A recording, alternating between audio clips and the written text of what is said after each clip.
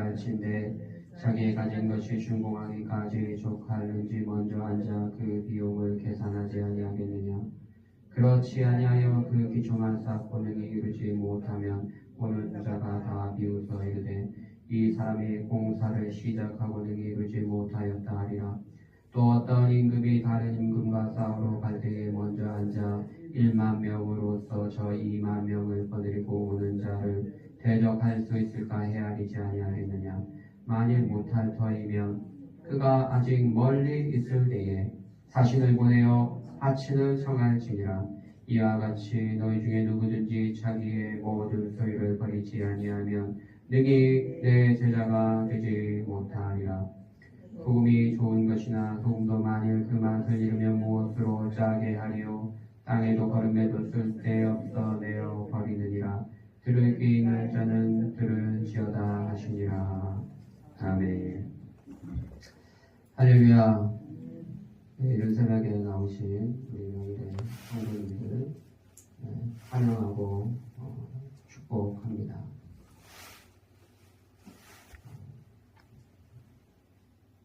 잠시만요. 녹음 좀 하겠습니다. 안 된다 그래가지고 녹음 좀.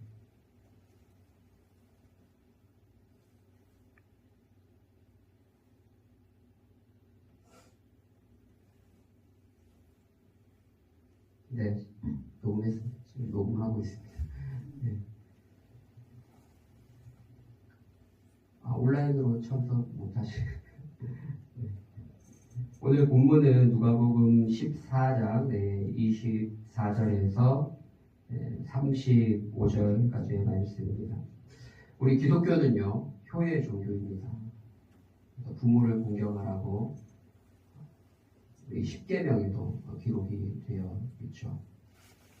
살인하지 말라보다 더 앞서 있는 계명이 내 부모를 공경하라입니다. 구약에는요, 부모에게 욕설을 하거나 부모를 심하게 대적하는 경우 끌어다가 돌로 쳐서 죽일 수 있게 되어 있습니다. 대단하죠. 그만큼 부모 공경은 소중하게 생각합니다. 그뿐만 아니라 디모데전서 5장 8절, 그러니까 신약에 넘어와서도 사도 바울이 뭐라고 얘기하냐면 자신의 친족, 특히 가족을 돌보지 아니하는 자는 믿음을 배반한 자요, 그 신자보다 더 악한 자니라, 그렇게 기록하고 있습니다. 그만큼 자기 가족 구성원을 돌보고 케어하는 것을 소중하게 생각한다는 것이죠, 우리 기독교가. 그런데 오늘 본문의 예수님의 말씀은 기독교의 전체적인 가르침과는 다소 상반된 가르침처럼 보입니다. 자기 부모와 처자와 형제와 자매와 더욱이 자기 목숨까지 미워하지 않으면 내 제자가 될 수 없다. 이 말씀은 부모와 처자와 형제와 자매를 버리라는 의미가 아닌 것입니다. 돌보지 말라, 방치해둬라, 그런 의미가 아닐 것입니다. 이 말씀은 1세기 당시에 기독교가 극한 박해 가운데 있을 때 예수를 믿으면 유대 공동체에서 쫓겨날 수밖에 없는 상황이었습니다. 예수를 믿으면 어쩔 수 없이 가족과 생이별을 해야 합니다. 예수님 때문에 어쩔 수 없이 당하는 가족과의 이별을 마음속에 견제해주고 예수님을 선택해야 된다, 그 이야기를 하는 것이죠. 가족을 적극적으로 버리고 외면하라는 뜻이 아니라 예수님이 너무나 귀한 분이기 때문에 예수님을 믿는 그 신앙을 선택하다 보면 어쩔 수 없이 그 상황 가운데는 소극적인 이별을 할 수밖에 없음을 기억하라는 그런 의미의 말씀인 것입니다. 심지어 자기 목숨까지도 미워할 정도로 포기해야 된다는 것. 예수님 믿으며 그 당시는요, 끌려가서 고문은 다반사고 끔찍하게 죽임을 당해야 했습니다. 히브리서를 보십시오. 도살당할 양처럼 여김을 받았습니다. 팔팔 끓는 물에 던져지기도 하고요.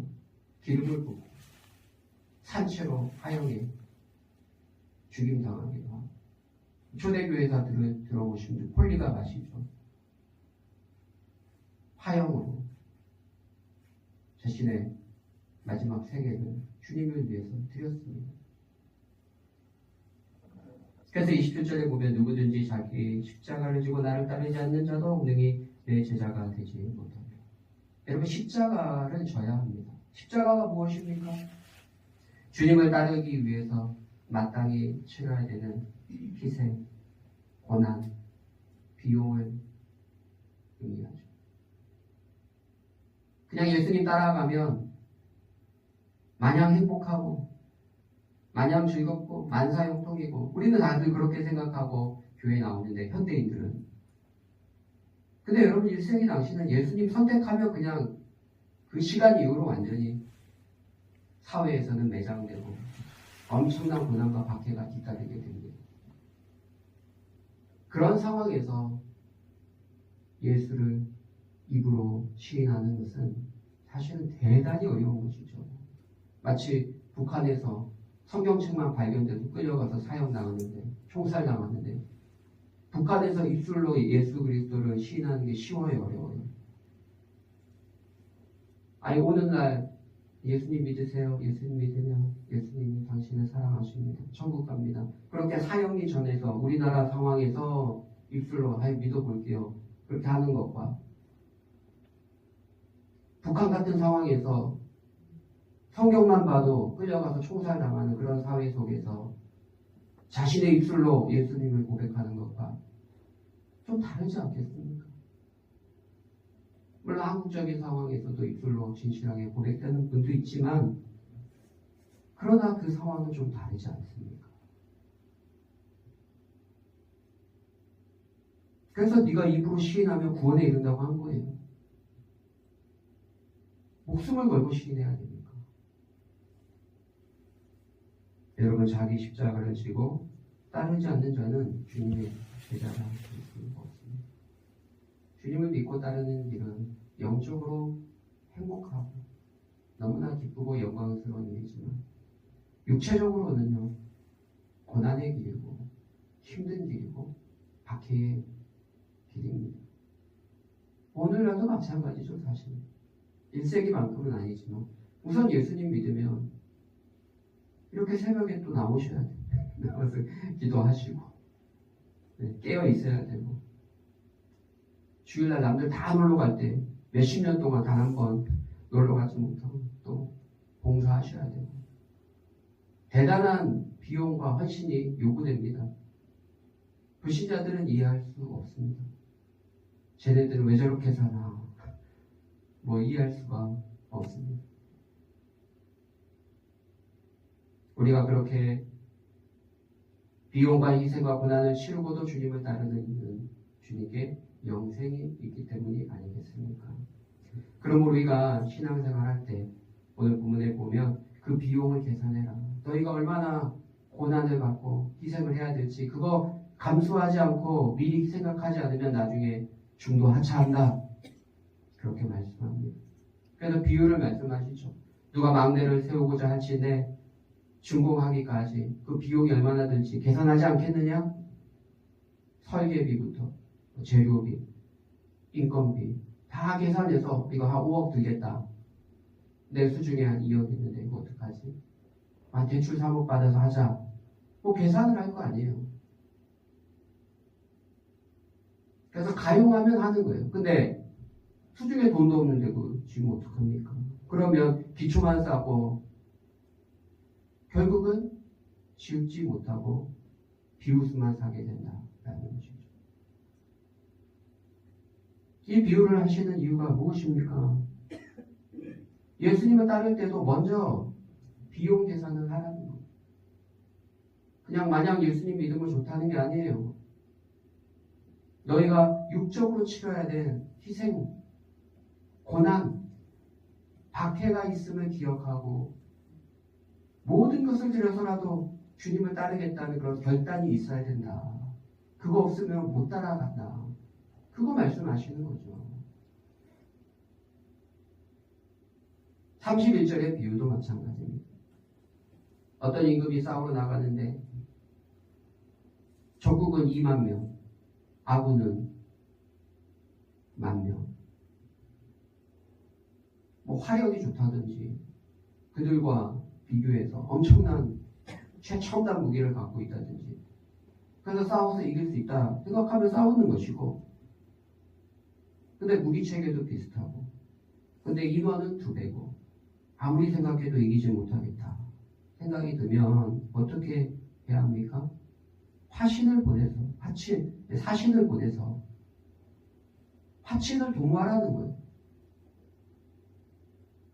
미리 전쟁하기 전에 생각해보라는 거예요. 그와 마찬가지로 이제 기독교 신앙을 갖고 예수님을 따르기로 딱 시작한다면 그 전에 생각하라는 거예요. 예수님을 믿으면 뭐가 유익하고 또 예수님 믿으면 뭐가 불리할까? 이런 기회주의자처럼 계산하라는 뜻이 아니라 사실 이 말씀의 의미는 예수님을 따를 때는 모든 것을 다 내려놓고 버릴 준비를 해야 된다. 자기 목숨까지도 미워할 정도로 내려놓을 각오가 되어 있어야 된다. 그런 각오가 없으면 못 따라간다. 결국은 예수님 믿으면 집안도 잘 되고 다 만사형통할 줄 알았는데 이런 각오가 없으면 나중에 조금만 고난이 와도 시험이 와도 금방 신앙을 저버리는 사람이 되고 만다는 것이죠. 그래서 예수님을 믿을 때는 나의 목숨조차도 주님이 원하시는 기꺼이 다 내놓겠습니다. 그런 결단과 각오를 가지고 주님을 따르라. 그 메시지입니다. 뭐 머리 굴려가면서 믿는 게 좋을까 안 믿는 게 좋을까 이 땅에서 내가 뭐가 유리할까 그런 계산이 아닙니다. 사실. 그래서 33절에 보면 이와 같이 너희 중에 누구든지 자기의 모든 소유를 버리지 아니하면 능히 내 제자가 되지 못하며. 여러분이 다 버릴 수 있는 사람이죠. 왜 그렇습니까? 하나님의 아들 예수님 밭에 감추인 과죠. 너무나 귀하십니다. 그 보화의 가치를 발견하면 우리가 가진 모든 것을 들여서 그 보화를 사게 되는 것이죠.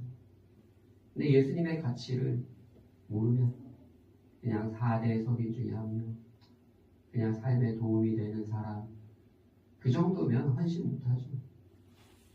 그 정도면 올인할 수 없는 것이죠. 그러나 예수님의 하나님의 아들이요 우리에게 영생을 주시는 분임을 알 때 모든 것을 다 합니다. 이 땅은 잠시요 70, 80 금방 가고 영원한 세계가 있음을 믿음의 눈으로 확인하면 영생을 바라보고 달려갈 수 있는 것이죠. 이게 믿음 아니겠습니까? 할렐루야. 그럼 믿음의 사람 되기를 바랍니다. 이런 사람은 이 땅에서도 소금의 역할을 감당할 수 있을 것입니다. 오늘 본문 말씀을 마음에 잘 새겨서 자기 목숨까지도 기꺼이 내려놓습니다. 모든 것을 다 버리고 주님을 따르기로 결단하는 그런 믿음의 사람들 되시기를 예수님의 이름으로 축복합니다. 하나님 아버지, 예수님을 따르는 어떤 고난과 희생을 치르는 비용이 발생한다 할지라도 주님만을 온전히 믿고 따라가는 믿음의 성도들 되기를 원합니다. 우리의 믿음 없음을 긍휼히 여겨주시고 믿음 더하여 주시고 믿음의 주요 온전케 하시는 주님만 바라보고 따라가는 우리 모두가 되게 하여 주옵소서. 감사하며 예수님의 이름으로 기도하옵나이다. 아멘.